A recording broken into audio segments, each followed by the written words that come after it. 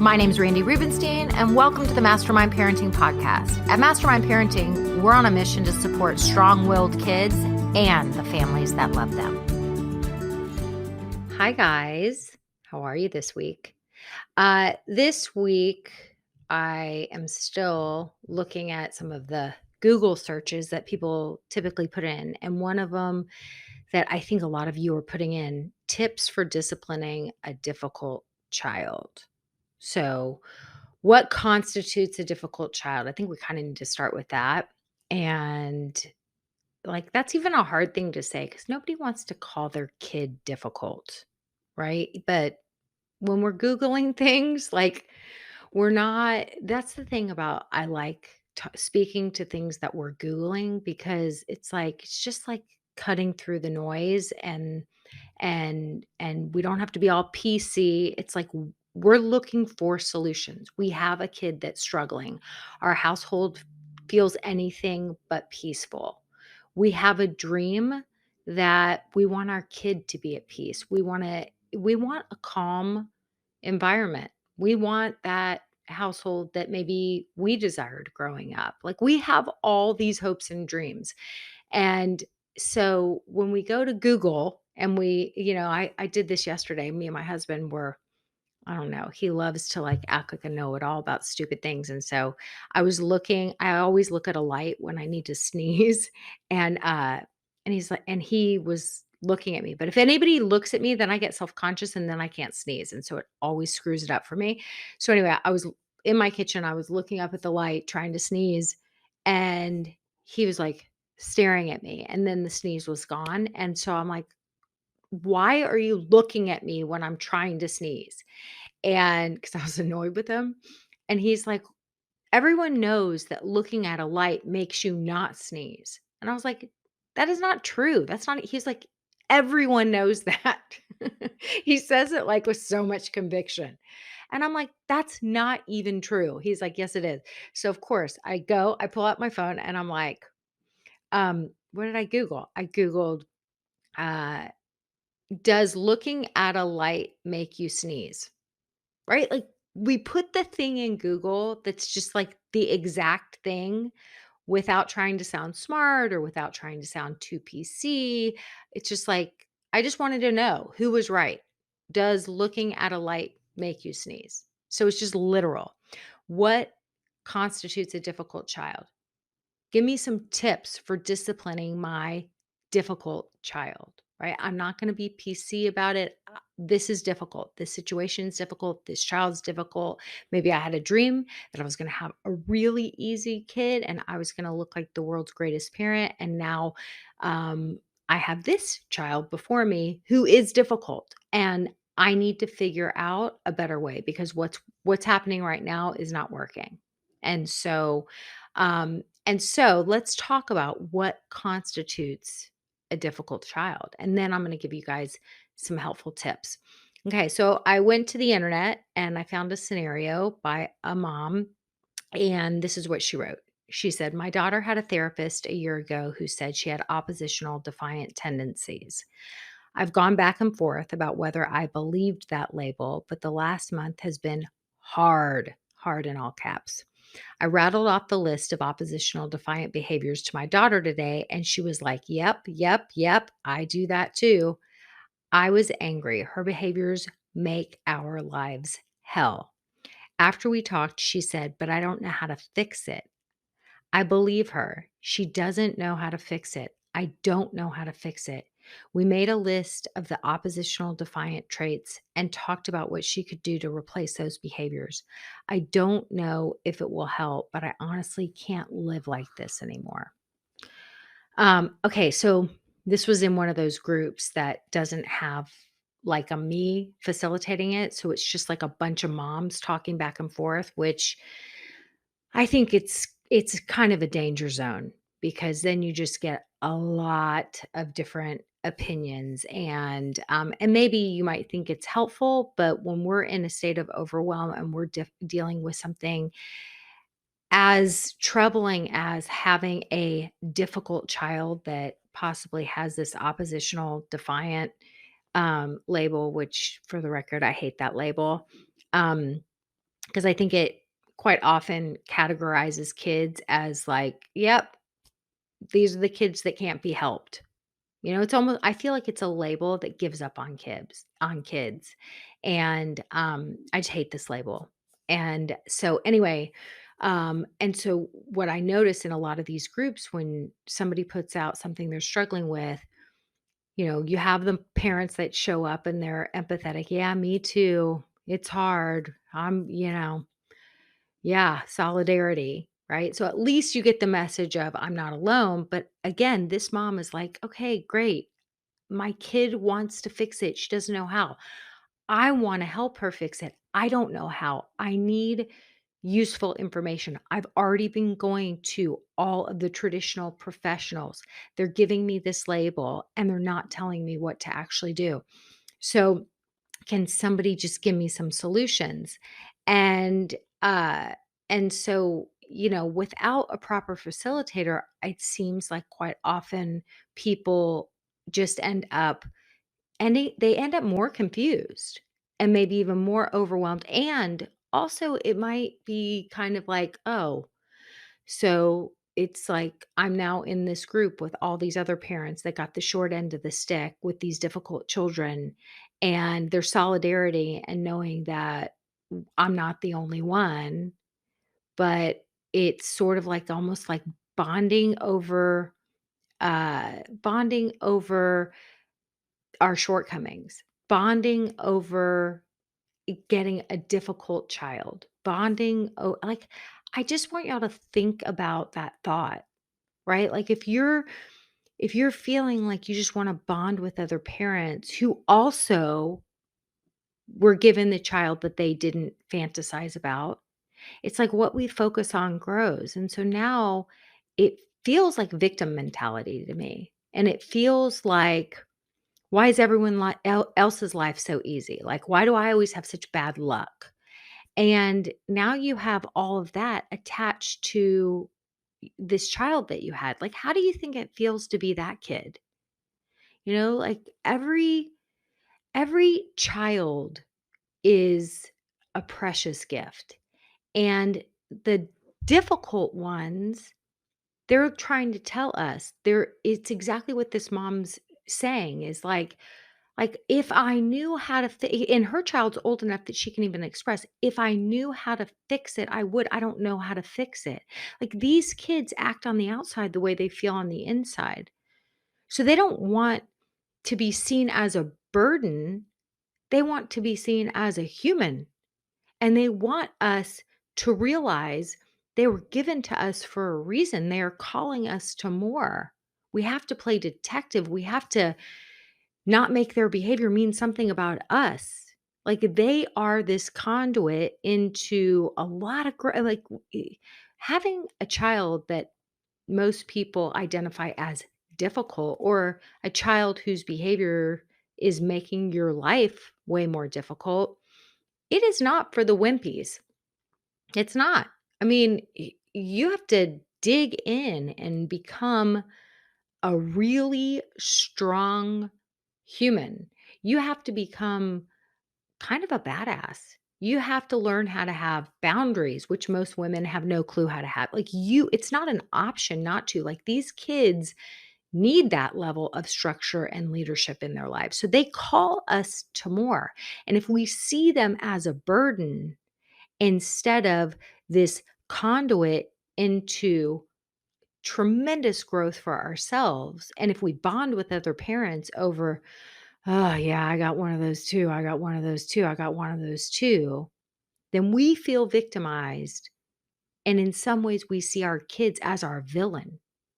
And then our kids see themselves as the villain. It's a terrible way to live for all of us. Okay.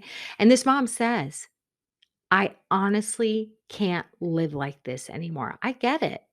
It is a terrible way to live. So let me read some of the responses so y'all kind of know what I'm talking about. So this response I actually thought was decent. This one mom says, "Yeah, we thought my kid had ODD, but it was ADHD with anxiety," which, for the record, I think everyone I know has had a kid that's gotten diagnosed with ADHD with a side of anxiety. Mine too. Um, which wasn't even the truth. I think that is a very, very common diagnosis that's been going around now for the last couple of decades. Um, and years later, high functioning spectrum. So it was ADHD with anxiety, and then years later, high functioning spectrum, which high functioning spectrum may be more in line. Therapy, medication, parent coaching, lots and lots of support. Okay, so this mom she has hit it from all the different angles. So she sounds like she's been digging in and doing the work. This mom that's responding. There are layers and layers both in her and you. You both will get through it. There will be ups and downs, good days and bad. This road is not to be traveled alone. Okay, this mom, this road is not to be traveled alone. Like, that to me is the best line out of all of it. It's not, and so knowing that there are other people who have traveled this road and also finding the resources that are actually gonna help you to fix and solve it, I think is that's the process. So then the original mom says, "Yes, we've tried pediatricians and therapists. She acted out a lot, and they said she seems like a handful." That was it. That's it. That was it. That was all the guidance the mom got. Another mom asks, "What have you been doing at home since the specialists aren't giving you support? And how are you learning to know what to do to help your daughter?" And so the original mom says, "Well, I've read the books, talked about using talked about using positive approaches, structure, and routine. The books didn't seem to explain why my child explodes 3 times a day at 11, 1, and 3 and has meltdowns. By 6 p.m., she's melting and ready for bed. It's draining." Okay, so she's reading the books and she's learning about structure and routine, but she can't understand why her child's having it sounds like she's having pretty structured meltdowns at 11, 1, 3, and then it's all, really it's all really gone to hell in a handbasket by 6 p.m. She's completely melted. So this is a child that's living in a lot of overwhelm, and it sounds like her nervous system is just completely dysregulated.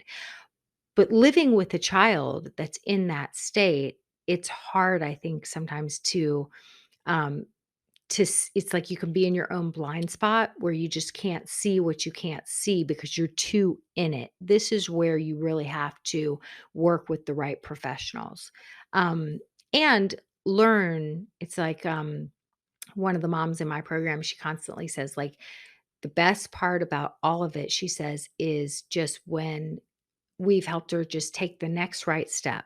What's just the next right step and the next right step? So it's like we can talk in these general ways of structure and routine, but when you're in the thick of it, you don't even know where to start. So it's like, where do we start in terms of structure?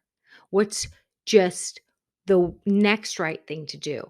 We can't tackle it all at once. We got to just tackle one tiny area.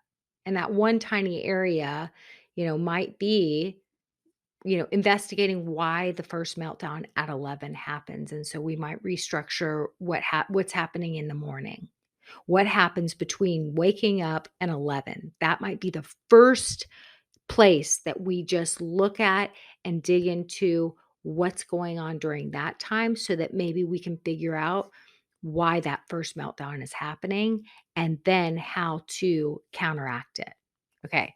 Um, another mom asks about, another mom asks, what's the trigger right before a meltdown? And so, by the time the meltdown happens, you guys, the trigger right before it doesn't really matter. It's really what's happening from the time she wakes up until 11 a.m. What are we doing? If well, she's mostly on her screen because that's all she'll do, then, it's not going to take a rocket scientist to figure that out. Um, that she's been on a tech bender since, what is she eating for breakfast?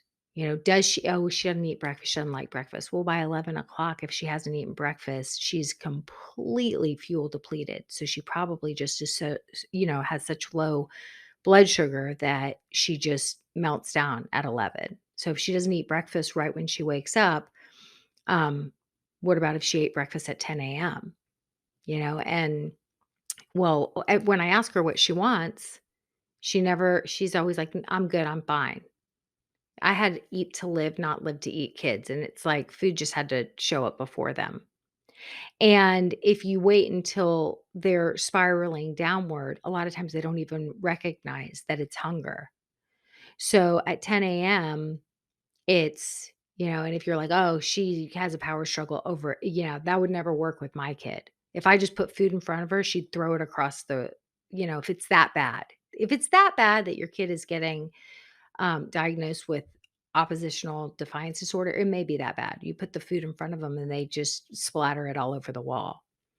So it might be knowing that at 10 a.m., you put two different options on the table or, a little thing with some fruit and some boxes of cereal and a bowl and some milk. And you say, hey, there's some food out on the table, go pick what you want out of there. Yeah, I figure you might be getting hungry right about now. No, I'm not. Okay, well just check in with your body and see if anything looks good over there. I don't like any of those things. Okay, do you know what you do like? No. All right. Well, if you change your mind, it's right over there. Right. So it might just be at 10 a.m. providing that food and when it's in front of them and you're not trying to control, you just kind of, put it out there and allow some choice. Before you know it, you've got a kid sitting down making themselves something to eat at 10 a.m. And so now they're not low blood sugar, and now we've offset that first meltdown. So I think a lot of times we're really trying to look at what is it? What set her off? But we're not really looking at what were all the hours beforehand that led up to this thing that was really just the straw that broke the camel's back. There's more to figure out. Um, so the original mom says, um, she says, "It's literally the time of day. We could be out and the meltdown happens. She could be" so this mom is investigating a little bit. "She could be with a friend and feel it. Everyone thinks I'm crazy, but then they are hanging out with us and they'll say, 'You're right. I've tried making sure she has food, rest, mom time, more expectations, less expectations, more structure or less during those times doesn't seem to make a difference. It's literally like watching your kid disappear and then she returns and the world is calm again." So this mom is actually doing a decent amount of investigation, but she's in overwhelm. So she needs the right person to help her really investigate and figure this out. Um, my hunch here, though, is I've tried making sure she has food. I've tried making sure she has food. So what does that mean exactly?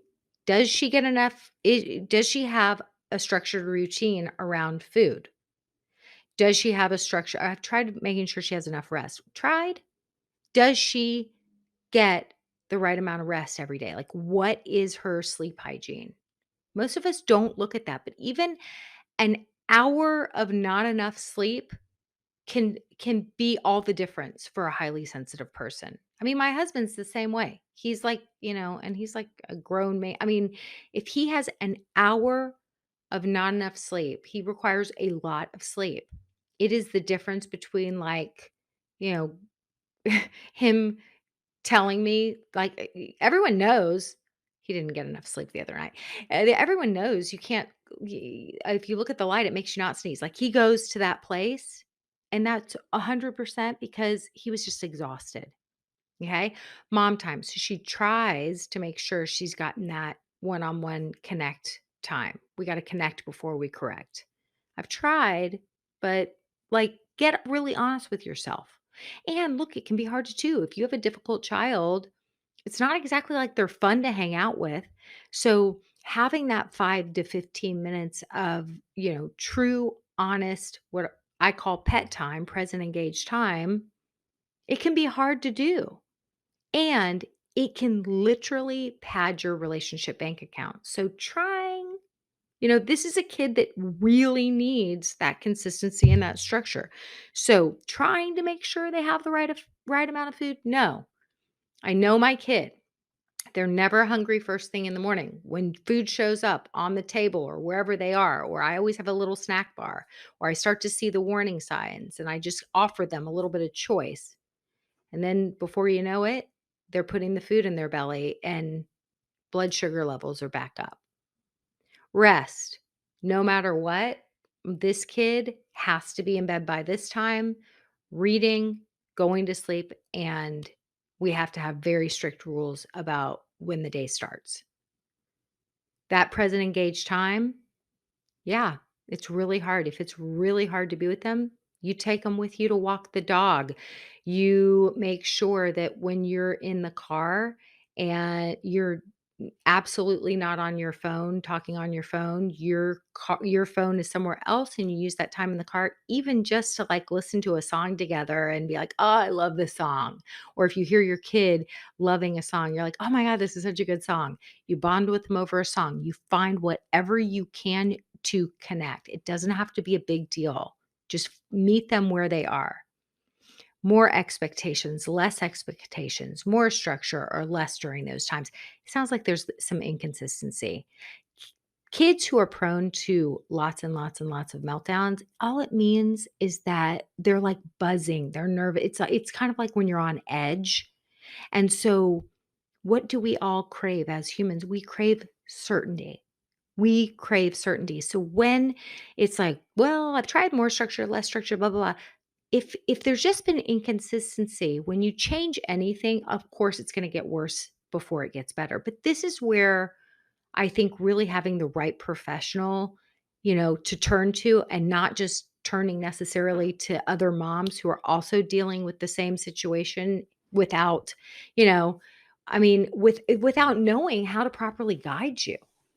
I mean, there's lots of parent groups besides mine that are facilitated, but like I would just say you definitely want to take part in something that is properly facilitated because when you just leave it up to being in a group where everybody, like a peer led group, you have to realize, like, when it comes to our kids, this is the most vulnerable thing for all of us. And so we're all a little insecure. Everyone wants to, everyone really wants to believe that they're getting it right. We all fear screwing up our kids, all of us. So, or everyone I've ever talked to. So if you, it's kind of like if you ever talk to somebody, like if you're looking for a new school for your kids and you're like, oh, your kids go to this school. What do you think about it? I would say 95% of the time people are like, oh my God, it's the best. It's great. And then you find out like a year later that family pulled their kid out of the school. You're like, I thought you guys loved it so much. They're like, yeah, well, we did, but there were just some things. And they're like, "Well, thanks for telling me. Now my kid freaking goes there." So everybody wants to justify why the choices they're making are good ones because we all feel a little insecure about it. And so that's where I'm like, I feel like it's tricky territory to be in these peer-led groups because I think it can cause you to have so many different opinions that you're hearing and you're already in a state of overwhelm that it can cause you to feel even more overwhelmed. So I just want you guys to kind of consider that when you're looking for the right resources. Um, Okay, yeah, and I think this mom probably has been in these groups, and so she's tried this and she's tried that and she's tried and look, I've been there too. When my kids were younger, that's really how I came up with Mastermind Parenting because I read every book under the sun and I tried this and I tried that and I tried this and I tried that, and finally I realized I had to figure out what from this method I liked and what from this method I liked and what resource and I pulled together all these different things. And that's why when I eventually created Mastermind Parenting, it was because I couldn't find the exact right resource. I couldn't find the exact right program. Like I liked this part from conscious parenting, but I liked this part from gentle parenting, but I actually sort of liked this part from some old school methods that didn't seem aligned with the conscious or the gentle parenting. And so I realized I was like, okay, I think I have to trademark my own method because I can't just direct people to this program that I thought was great or this book that I thought was great because I thought aspects of this book were great or aspects of this method were great, but I've kind of shifted it and made it all my own. And that's the way I cook too. Like God forbid I should ever just like follow a recipe. Like I'm like, oh, but this thing sounded good from this other recipe, and this thing sounded good from this recipe, and I'm just gonna throw it together and make it my own. So I think it's important for you to find, it's like indecision is the worst. Indecision keeps you in inaction. And inaction will never lead to you getting the results you want. It's like I don't know, I can't think of exactly what that Michael Jordan quote is, but I love it and I should memorize it. I should commit it to memory because I reference it all the time. But he's like, you here's a for sure thing. You will miss 100% of the shots that you don't take, right? And so you have to take the shot. Doesn't mean you're going to make the shot, but if you take the shot, at least you up your chances for making the shot. So you have to take action. You just have to decide. So indecision will make sure it will solidify the result of missing every single shot. So just make a decision and figure out what method you want to follow, find your resources, and then do that. Because the most important thing, especially to a kid that is walking around in a chronic state of buzzing and being on edge and being totally dysregulated in their body. They're basically in fight or flight, and it's a lot of stress hormones. It is not healthy. It is not healthy for their body. It is not how they function and they develop in the best way possible. This is not how they're going to develop and become their best selves because it's a whole lot of cortisol, stress hormones racing through their body. It literally leads to disease. So we have to figure this out. And the thing that is going to help them the most is consistency. So whatever method you choose, as long as you're consistent and it doesn't involve shame and blame and scaring the crap out of them. I mean, think about it. If you've got a kid in fight or flight the majority of the time and you scare the hell out of them, what do you do? What do you do? They may end up complying and doing what you want them to do because you're scaring them. But that's just basically them being in flight. They give up. They give up. And if you think that that lowers their cortisol levels, it doesn't. It doesn't. So they might comply with you. They might make your life easier, but it's certainly not making their life easier or better. So my tips are I want you to play detective. Detect the kids do well if they can. Dr. Ross Green, The Explosive Child. I love his work and I love his quote. If your kid is not doing well, okay, rather than just slapping a label on them and, well, guess we should just put them in the corner with a dunce cap. No, these are our kids. These are our precious gifts, our human four-leaf clover that we were given to raise and protect. We have to help them. So we have to play detective. We have to get curious about why they're not doing well. Where is the breakdown happening? What is the need that they need to have met? What are the skills that they need more support in developing? How can we help their body get out of fight or flight? I want you to play detective, ask questions, curious questions. The second thing, I want you to communicate like a master negotiator. I want you to use a whole lot of empathy, but not, I want you to learn how to use empathy in a practical, tangible way. Okay. So empathy is really, I just need you to state the obvious as much as possible. You're going to see your child's perspective. If your kid starts freaking out, you're going to say, "You seem really upset. You wanted something different to happen.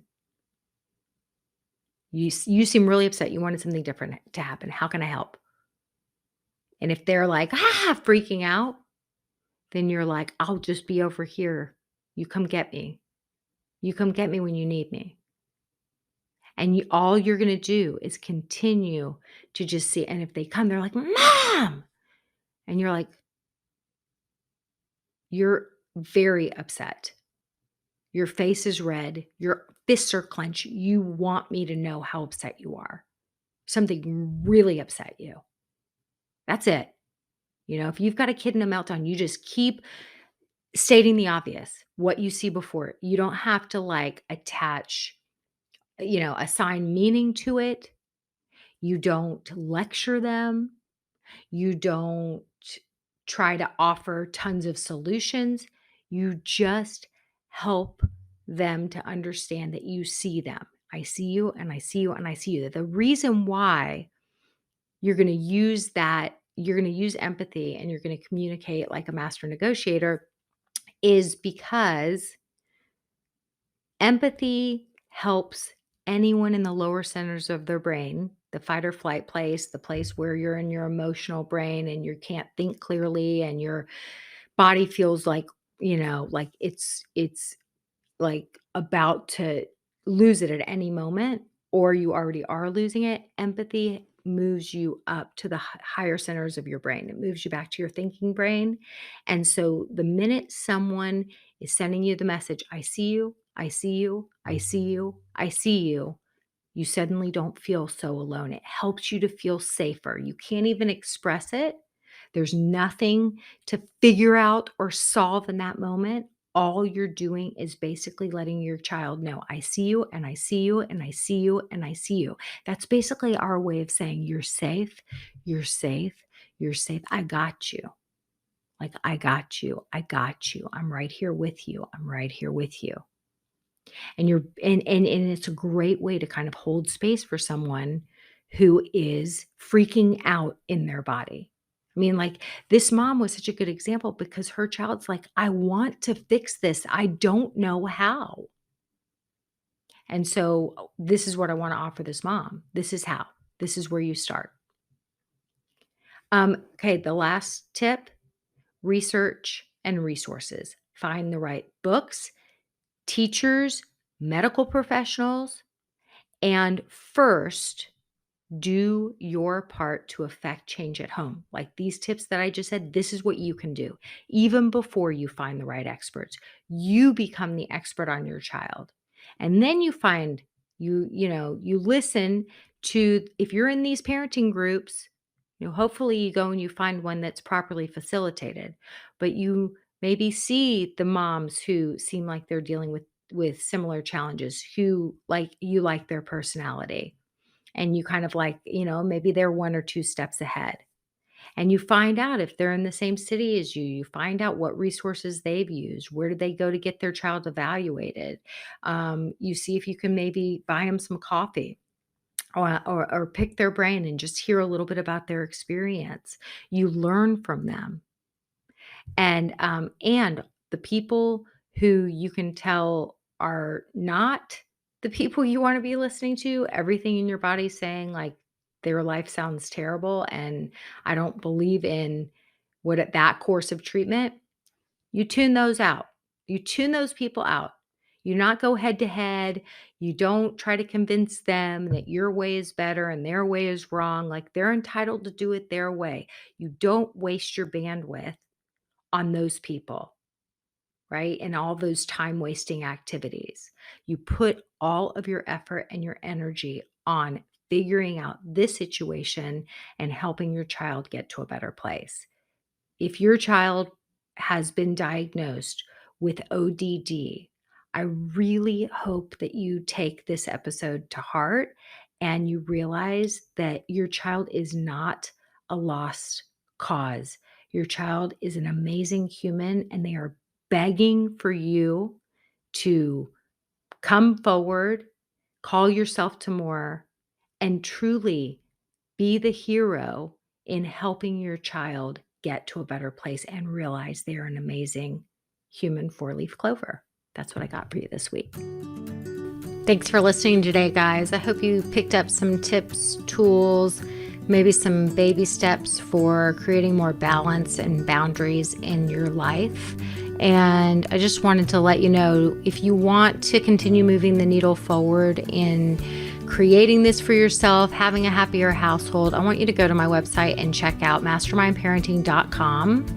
We have 3 beginning programs, and if you need some accountability and more support, then please look for the one that would be a good fit for you. And as always, we're on all the social channels under Mastermind Parenting. On Instagram, it's mastermind_parenting. And, periodically I do pop up on different Instagram lives, Facebook lives, where I give you teaching and coaching, and I love engaging with you live to help you help your strong-willed kids so that they can feel better, because when they feel better, they do better.